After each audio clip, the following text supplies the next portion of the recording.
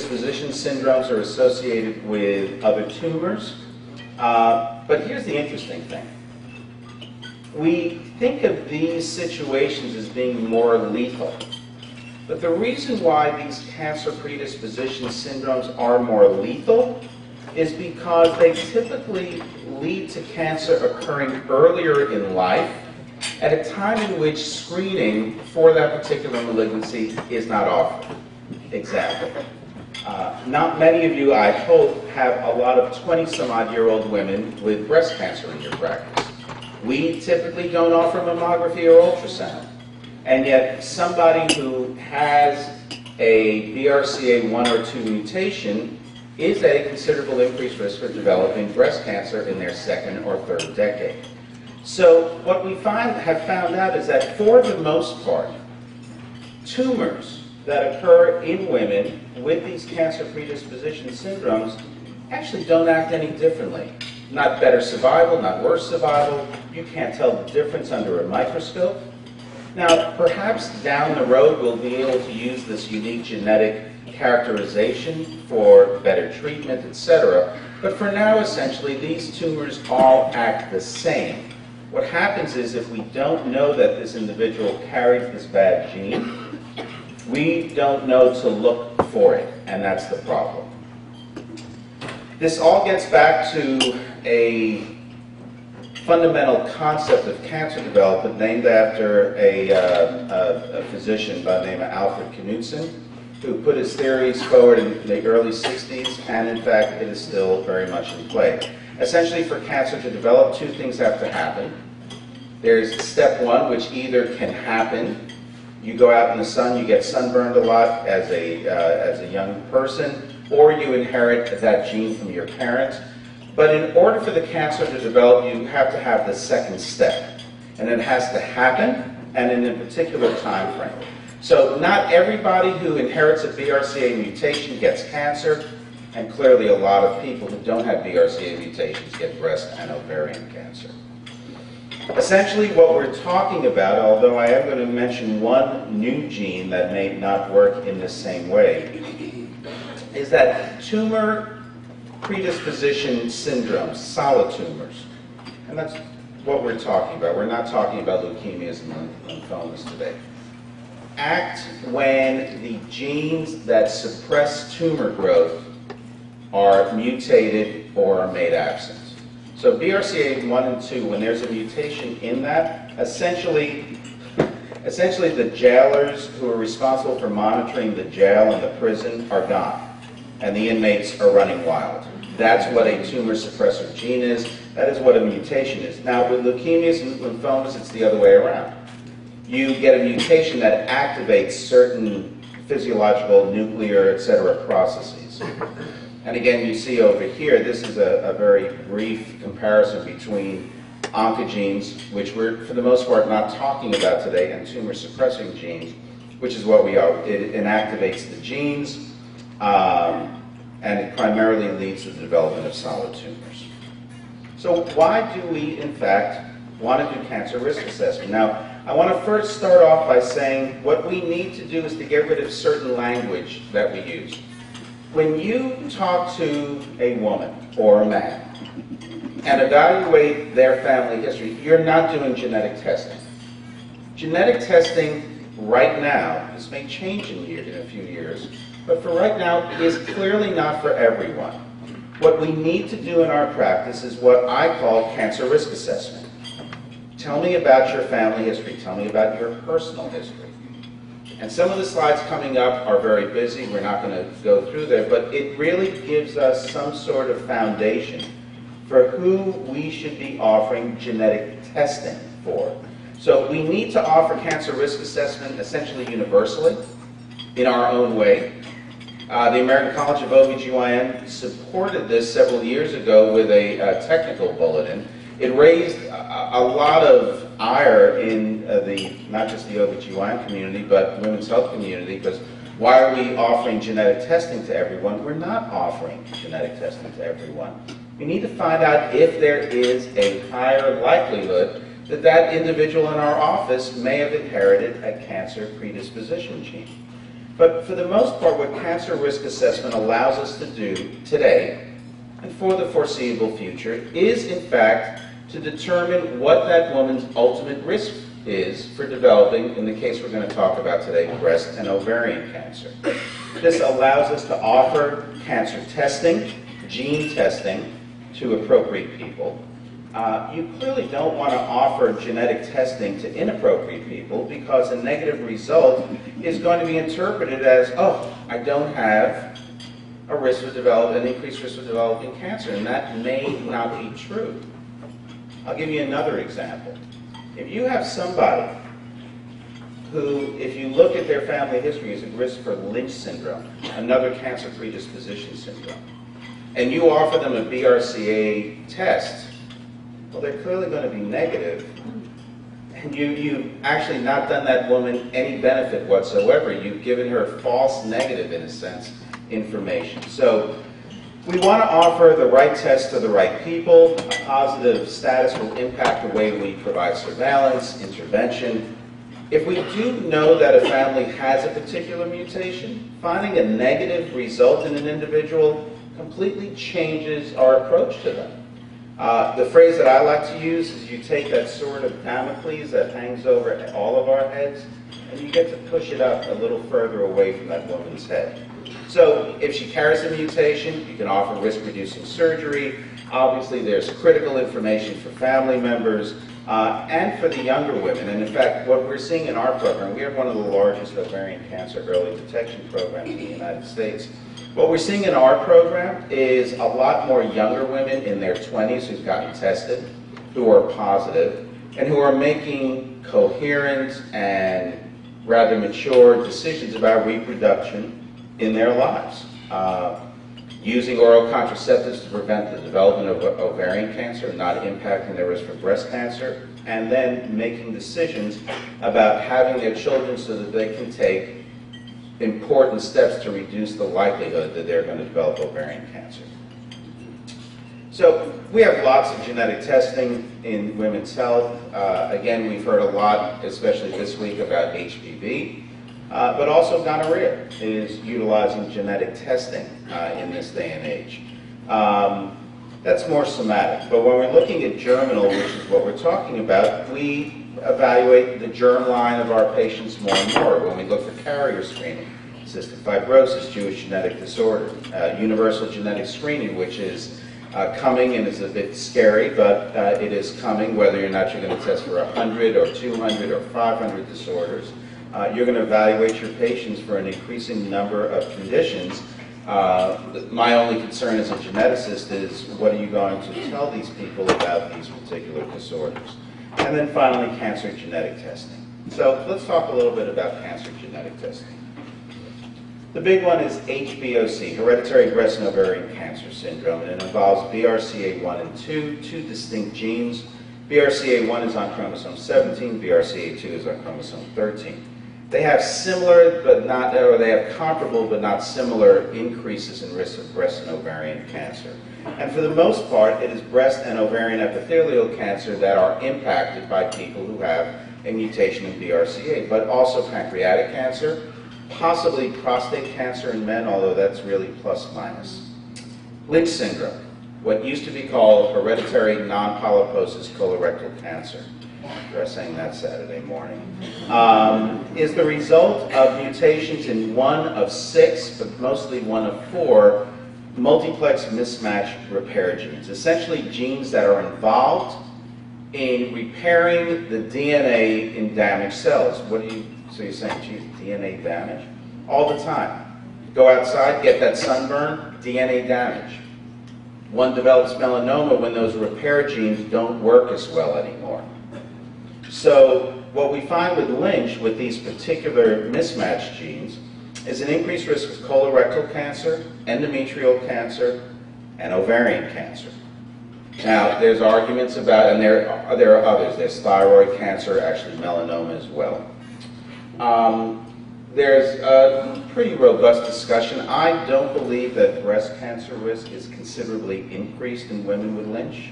Other people think that it is. It clearly is nowhere close to the 85 to to 90% lifetime risk that we see with BRCA. But if you see somebody with ovarian cancer in their family and breast cancer, Lynch is not the disorder that you should be screening for. On the other hand, if you have somebody with ovarian cancer and family histories of endometrial and colon cancer, clearly BRCA is not something you should be thinking about screening. The last two I'm just going to mention are far less common. Cowden syndrome, which also increases risk for ovarian cancer as well as endometrial cancer and breast cancer, is associated with a variety of benign findings. The most frequent finding in individuals with Cowden syndrome is enlarged head circumference, primarily because of multiple hamartomas. And then finally, Li-Fraumeni syndrome, with very early onset of breast cancer and other malignancies, childhood malignancies. 5-year-olds with multiple organ malignancies. It really, truly is an awful condition. A 50% risk for cancer by the age of 40, 90% risk of some cancer by the age of 60. So let's hone in on the two most common, BRCA1 and 2. They are both tumor-suppressing genes.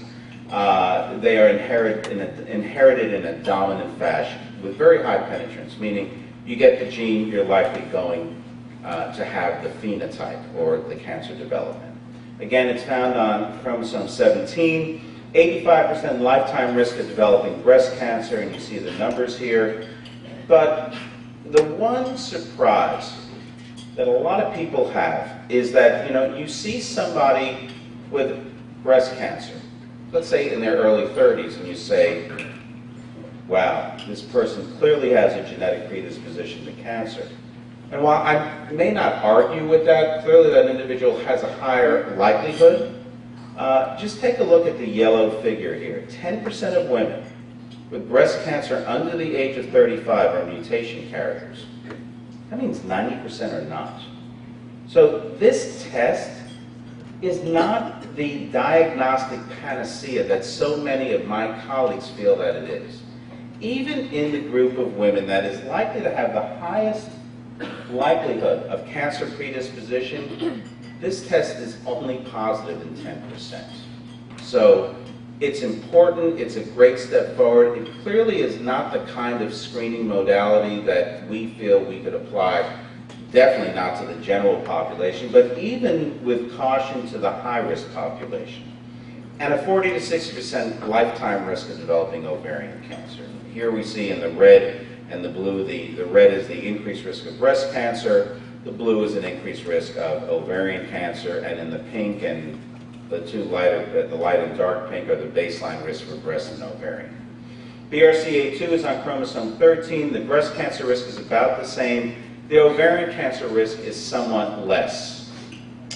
But the male breast cancer risk is considerably higher. We really don't see a considerable increased risk in male breast cancer with BRCA1.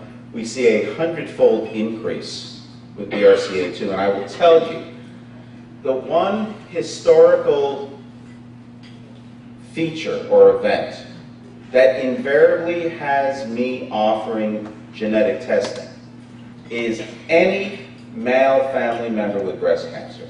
I don't care if it was Uncle Joe when he was 88 years old. A man in a family history, even a third-degree relative with breast cancer, is the one definite event that's going to lead me to offer that individual, that woman in my office, BRCA1 and 2 screening.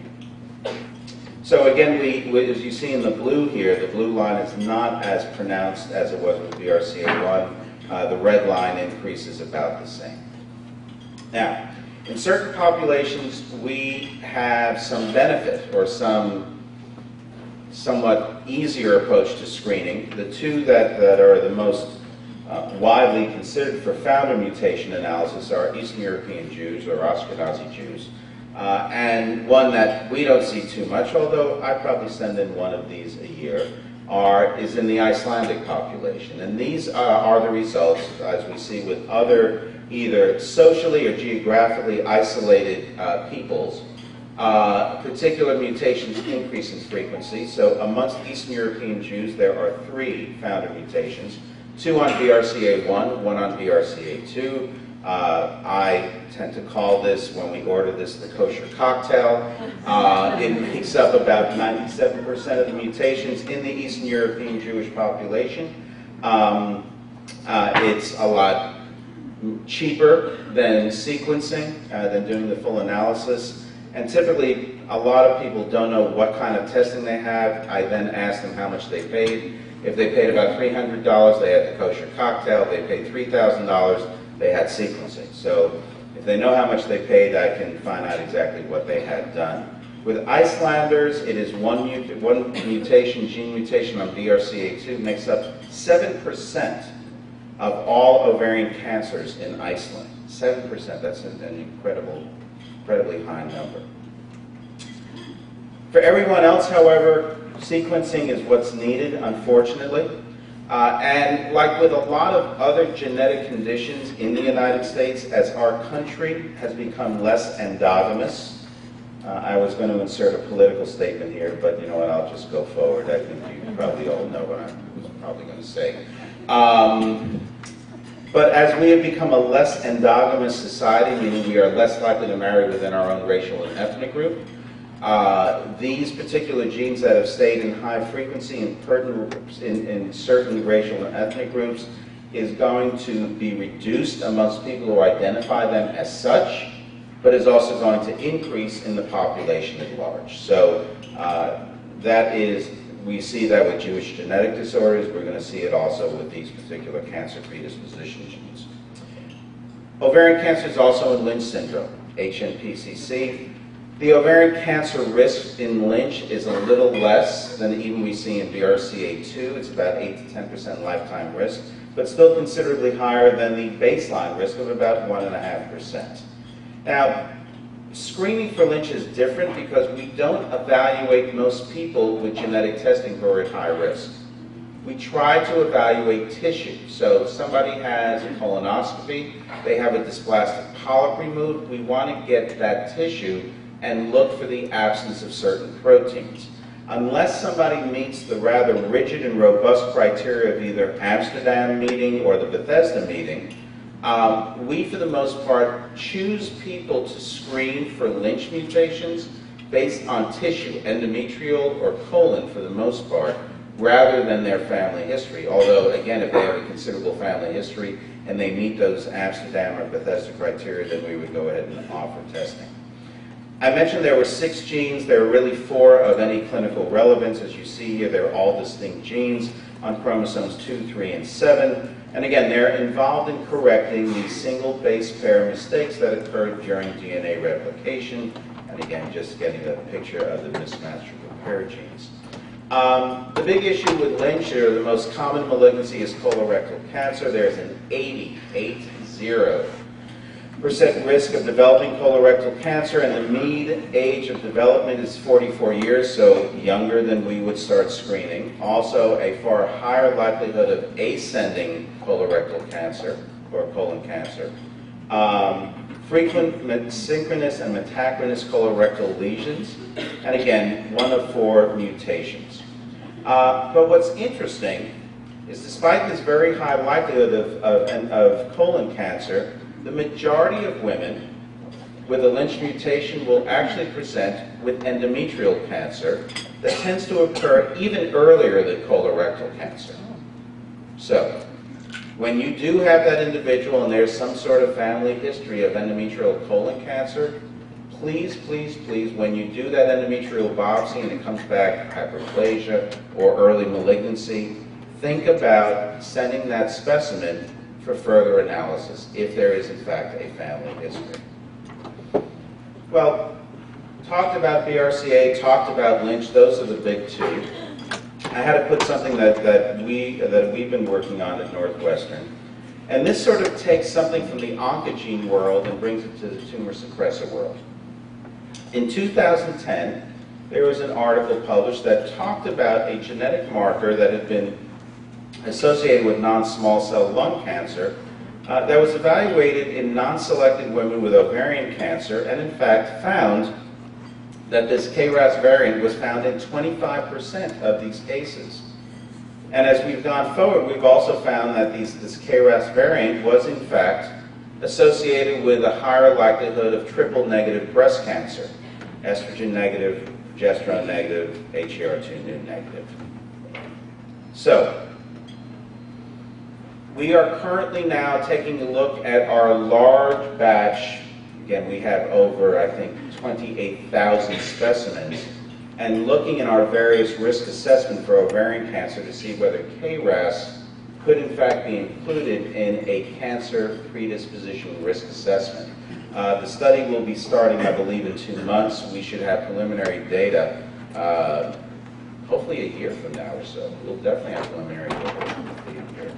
But as you see here, there are also other putative genetic etiologies. I believe you heard a talk on genome-wide association studies, GWAS. Essentially what that is, that sounds very fancy and very important, but it's a fishing expedition. You take tissue or blood from a group of people who have a particular condition and see if you can find particular gene alterations that are in a higher frequency in that group. And then finally, there's also the telomere issues associated also with developmental delay, but may also be a part of cancer predisposition. Sort of forget everything that I just said, because still for us as women's healthcare providers, family personal history is the primary method to determine risk. It is the only method by which, unless the woman comes there and says, my mother is a BRCA2 mutation carrier, or my father is a BRCA1 mutation carrier. Aside from those particular scenarios, it is history, family history, that is going to lead us to offer genetic testing to an individual. Now, again, it's important to understand the limitations of this. There are clearly limitations of screening. Not everybody with a predisposition to developing cancer has a mutation in one of the few known cancer predisposition genes. A negative result in no way guarantees protection, and a positive result in no way guarantees the development of a malignancy. But there is, in fact, changes in that. Now, you noticed this is your ophthalmology portion of the presentation. The font got small. The words got a little longer. Do not look at this. So just close your eyes for 30 seconds. Take another sip of coffee. I'm not presenting this. This is what we use. This is from the NCCN guidelines. Now, in some way, shape, or form, this is what I use as a geneticist as well as an OBGYN, and in some way what you would use to determine who would get genetic testing. Please look at the syllabus online, but again, I had no desire to go through this. And again, this is readily available online from NCCN as well. Again, looking at aspects of the family history, looking at personal history, etc. And again, the easiest ones are individuals who have a family with a known BRCA mutation carrier, but again, you start seeing this. And very simply, when it comes to breast cancer, when do you start screening, not genetic testing, but screening? Just take the youngest relative, subtract 10 years, and that's when you would ostensibly start mammography, etc. MRI, we'll talk about in a moment, it's a different story. And again, here we go with all of that. When we do have an individual who may be at risk for a cancer predisposition gene, the best person to test is a person with cancer.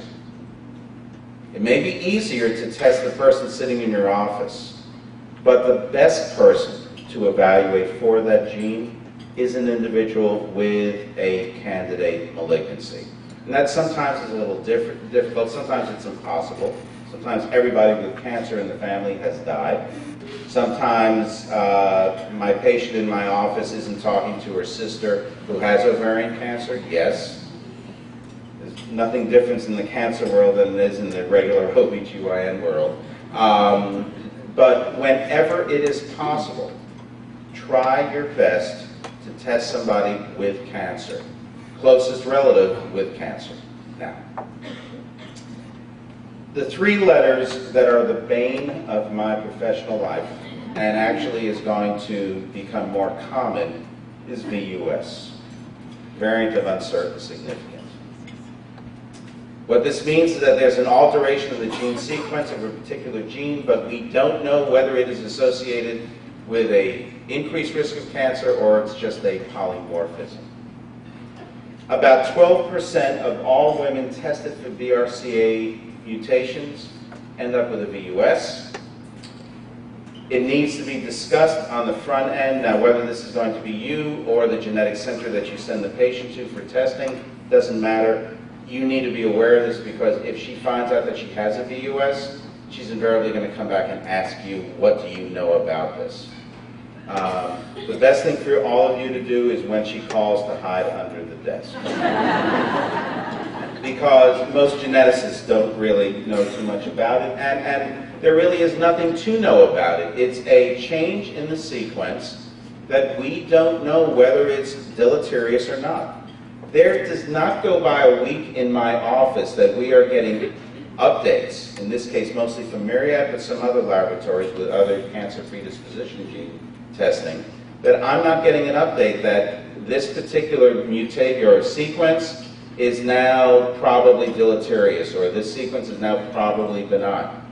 And we go back, and again, part of our testing and counseling is that unless they have a clearly deleterious founder mutation or whatever, they are staying active in our database, and they will be contacted by us in the off chance that their mutation status changes.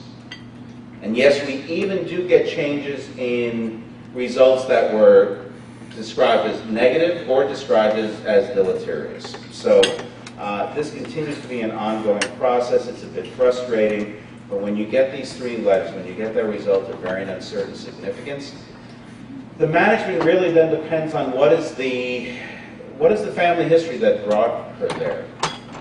Did she have multiple family first and second degree relatives with cancer? In that case, we typically treat that VUS as likely deleterious. However, sometimes we'll now go test other affected family members and see if they have the VUS. So if you have several members with early breast and ovarian cancer, your patient has a VUS, but several of them don't have the VUS, so then it's likely not something that's deleterious. So again, a lot of this is straightforward, but some of it can be rather complicated. And again, the clinical response is based on what led us to offer her genetic testing in the first place. And testing of other family members can give us important information. Over time, the status of these sequences will in fact be better delineated. And again, this is what we typically get. We get updates whether it is now a deleterious mutation, whether it's a polymorphism or benign. Favor deleterious, meaning there's a considerable increase in literature or information from other families that suggests that it is adverse, or favor polymorphism. So, cancer risk assessment, genetic predisposition is still primarily a counseling process. Information is taken in, evaluated by us, and then whether or not she has cancer risk testing or what. Now, a lot of times we recommend that there is no need for cancer risk testing. Patients still want to have it. We go along with it. It's like any other assessment. We, have patients who are not at increased risk for fetal abnormalities in one particular test. So again, patients have the right and responsibility to make choices. The one thing I just want to leave with all of you is from this third bullet. If you have a hammer, everything looks like a nail.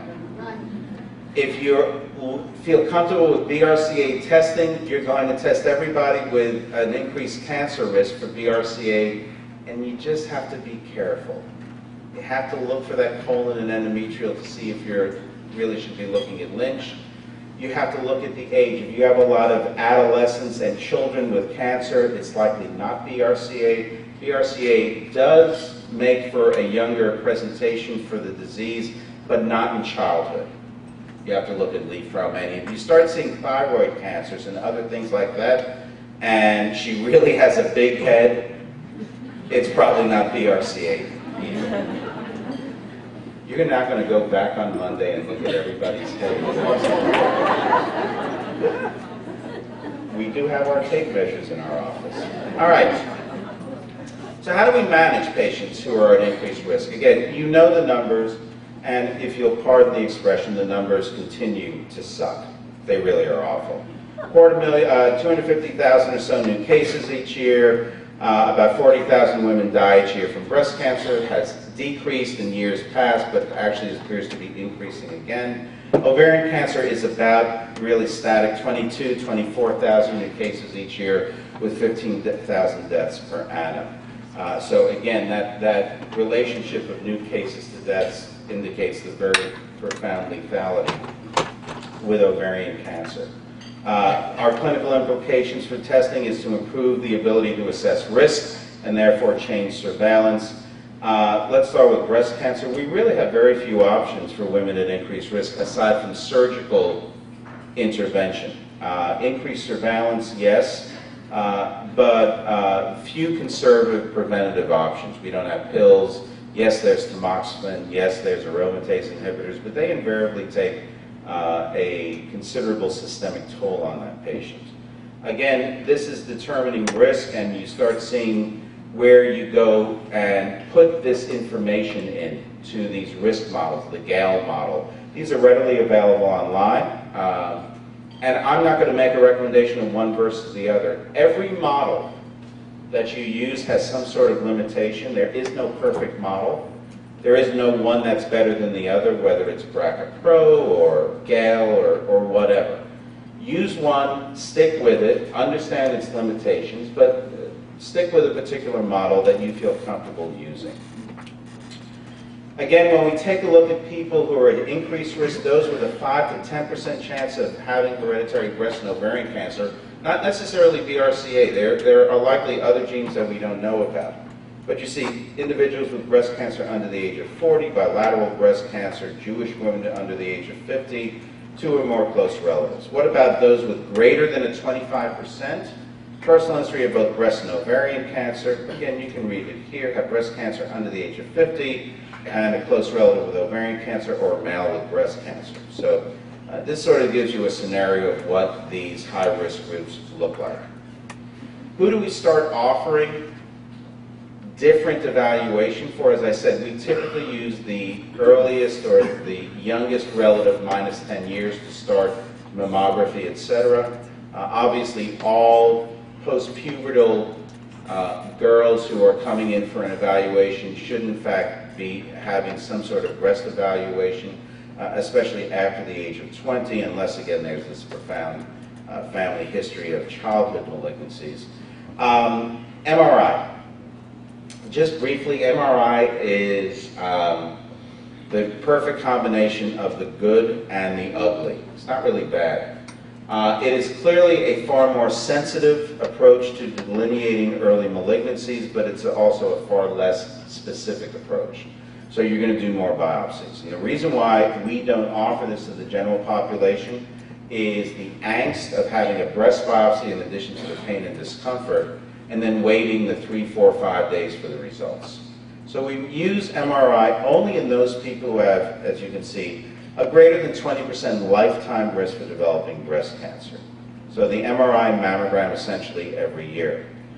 Those who have a moderately increased risk should not be getting MRI, and clearly those who have a lifetime risk under 15%, not for them. What about tamoxifen? Really the one chemo-preventative option that we have for breast cancer. Here we're also looking at a profound increased risk for developing breast cancer, those women with a 5-year risk of greater than 1.6%. And again, your various models will be able to give that to you. And the greatest benefit with the least side results are in premenopausal women, women without a uterus, or women with greater than a 5% 5-year risk. But unfortunately, we're left primarily with mastectomy as our most effective option. And clearly, total or simple mastectomy appears more effective than subcutaneous mastectomy. Although there are those in the breast surgery world that are great proponents of nipple-sparing procedures, and we have a lot of patients undergo them. The plastic results are outstanding. The thing, though, to remember with surgery is we reduce risk, we don't eliminate risk. 90 to 94% reduction in risk. So women who choose this approach, whether for their breasts or their ovaries, need to understand that this is not a guarantee that they will not develop cancer. This is what I think everybody here who's done an OBGYN resident hated. Or maybe vulvectomy. I would probably go with vulvectomy hating more than that. Yeah, vulvectomy perhaps.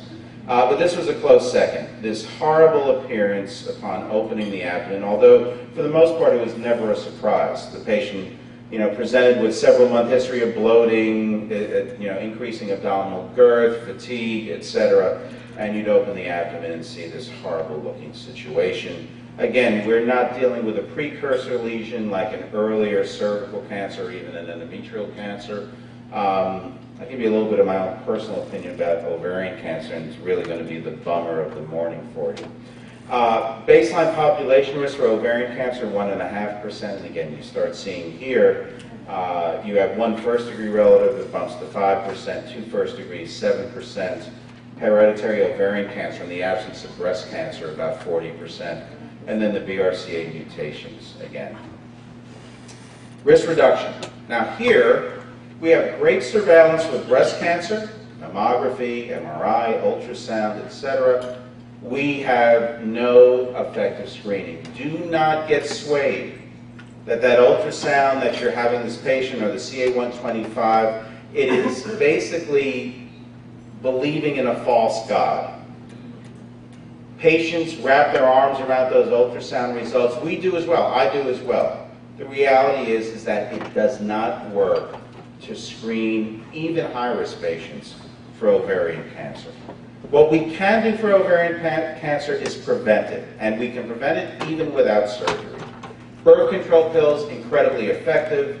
Pregnancy is effective. Breastfeeding, effective. Essentially, if you stop that woman from ovulating, you're going to markedly reduce her risk for ovarian cancer, except with one contraceptive option, Depo-Provera. The one option that is the most effective ovulation inhibitor that we have does not reduce the risk of ovarian cancer. I can't tell you why. It makes no sense unless you think about medroxyprogesterone acetate as being a somewhat noxious molecule, which is likely you get the reduction from ovulation inhibition and you get a positive impact, or I should say a negative impact. OCs. 60 to 80% reduction in the risk of ovarian cancer. The longer you use it, the greater the reduction. From Hannaford's most recent assessment of ovarian cancer risk, you see the numbers here. No impact on breast cancer with OCs, and these are newer pills. These are not the old levonorgestrel, norethindrones. This is norgestimate, and desogestrel, and risperidone, and you see the numbers here. Even in the highest risk populations, OCs do not appear to increase the risk of breast cancer. You see from this study from Milne in 2005. No apparent increased risk in breast cancer amongst BRCA patients or those at very high risk. And again, a more recent evaluation from David Cibula from the Czech Republic, again, reconfirms this. But I use this last bullet here to segue. Tubal ligation. We have known that tubal ligation has reduced the risk of ovarian cancer for decades, and we've never known why. We talked about decreased blood flow to the ovaries because maybe there's earlier onset of menopause. We didn't know why. We now know why. And this is perhaps one of the most exciting or frightening aspects of the presentation. This is likely for many of you going to be brand new. Lots of theories, didn't understand, looked at inflammation, looked at a variety of things, couldn't figure it out. Callahan in 2007 did a study.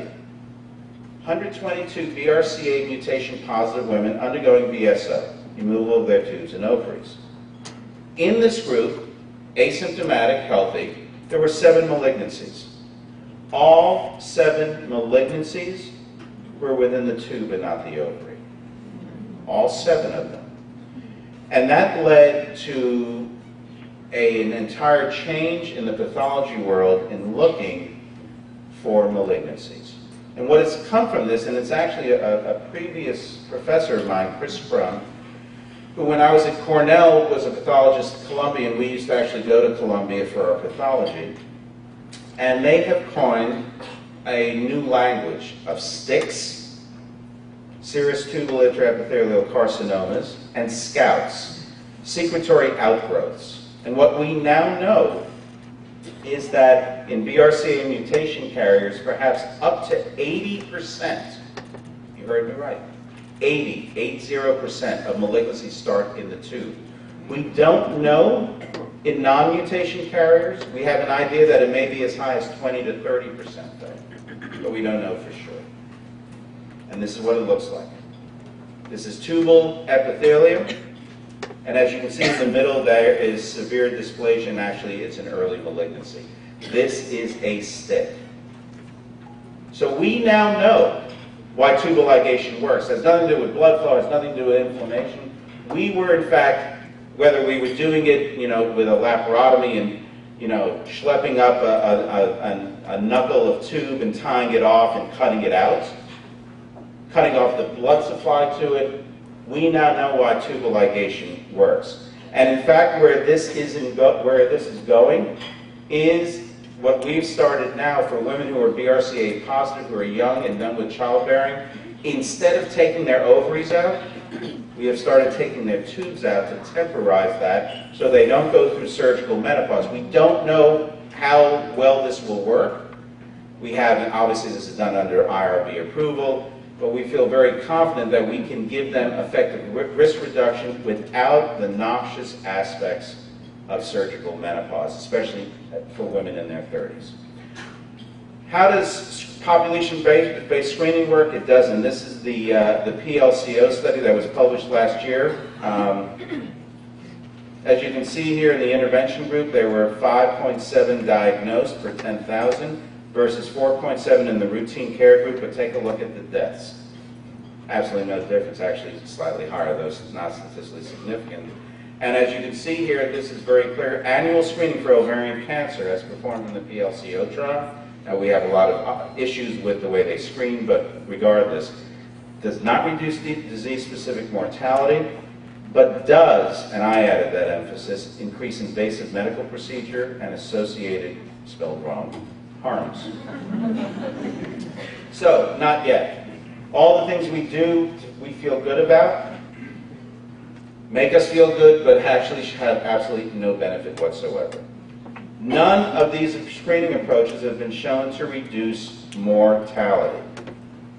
Increased surveillance, we actually just started doing that even more so. We're taking BRCA patients and seeing them in our program 4 times a year. We were at a meeting, really a world meeting for all of these programs, and we felt that 6 months was too long of a time. We'll see if that in fact helps for that particular patient. Sonography. Let me be very blunt. Sonography is really good at detecting stage 3 and stage 4 cancers. We don't need anything to detect stage 3 and stage 4 cancers. We need stage 1 and stage 2. The one place that has shown some benefit for this is the University of Kentucky. It has not been reproduced. Our own study here in 2005 showed absolutely no benefit of detailed ultrasound. But the University of Kentucky has continued to demonstrate a higher likelihood of finding earlier stage malignancies, and they are the only program worldwide. I can't tell you why. Barbara Goff in University of Washington has spent her life work in looking at symptom index. We actually use Barbara's algorithm. Does it work? I don't know. The problem is that these symptoms, as we all know, are ubiquitous and common in so many women who have absolutely no ovarian cancer. Biomarkers, you all know about CA125. You've all received the email. If my grandmother had only been offered this test by her doctor, she'd be alive today. No, she wouldn't. The issue with CA125 is that it's elevated in so many women, from ovulation to endometriosis to PID. It is a lousy test. We use it in our program because it is a great negative predictor, but it's a lousy positive predictor. Now we look at cancer risk in HNPCC and Lynch. Colorectal and endometrial are the highest, but you see others. And this is how we screen. We can screen in Lynch. So for colon, annual colonoscopy starting in the early 20s. For endometrial, and annual transvaginal or endometrial biopsy, again in the early 20s. Annual upper GI beginning at age 30 for gastric. Annual urine analysis with cytology and renal ultrasound at age 30. Annual LFTs. And for skin tumors, annual dermatologic exams. So I'm going to finish up with this. I've shown you, I think, how limited our ability to intervene with patients except for those at the highest risk. And even when we do delineate risks, we're still left somewhat blinded. Either no prevention or minimal prevention with breast and no surveillance capabilities for ovarian. There is one thing that has changed and changed for better, for patients better. What about the patient coming in with a pelvic mass, ovarian cyst, adnexal mass? 300,000 women in the United States each year are diagnosed with something to that. 5 to 10% of women will have some sort of surgery for an ovarian neoplasm, not malignancy necessarily, and about 15 to 20% will be malignant. We know the workup. It's found on a pelvic exam, you get an ultrasound, do a CA-125, etc. The ACOG and SGO guidelines, self-admitted from oncologists, are lousy. They really are lousy. They clearly have too many women with cancer falling within the cracks in these two particular guidelines. So can we do better? Well, not only can we do better, we must do better. Because it turns out that women with ovarian cancer, if they are operated on by a skilled surgeon, an experienced surgeon with cancer surgery at a cancer center, their likelihood of survival is markedly increased and their longevity is markedly increased. So we find somebody with an adnexal mass. Do we have a better way of triaging these patients? And the answer is yes. Ultrasound by itself doesn't work. CA-125 by itself doesn't work. But when you start putting these things together, you start getting better information. Jacobs in the UK put together something called ROMI, Risk of Malignancy Index, giving scores to ultrasound, menopausal status, and finding an improvement over the individual criteria. Most recently, we heard of OVA1, perhaps not in the context that it should have been, that it was now the ovarian cancer screen, which it's not, but OVA1 are 5 biomarkers that in fact considerably improve the likelihood that we're going to be able to determine whether that adnexal mass is malignant or not. But the most recent one, and the one I put in there because I've been involved with this in its development, is something called ROMA, Risk of Ovarian Malignancy Algorithm, and it contains CA-125, a new biomarker called HE4, and menopausal status. You can go online and put these numbers in, and it spits out what I call a fortune cookie answer, meaning high risk, low risk. When you take a look at ROMA, which was really developed by Richard Moore and at Hershey and at other places, as you see here, you start getting considerably improved sensitivities and specificities for determining the malignancy of a particular adnexal mass. And as we see here in this comparison between ROMA and ROMI, you see a considerably improved sensitivity detection rate with comparable specificities. And when we compare OVA1 to ROMA, you see the sensitivity is about the same, but the specificity in this comparative study was markedly improved with ROMA versus ROMI. The other issue is that it's considerably cheaper than the OVA1.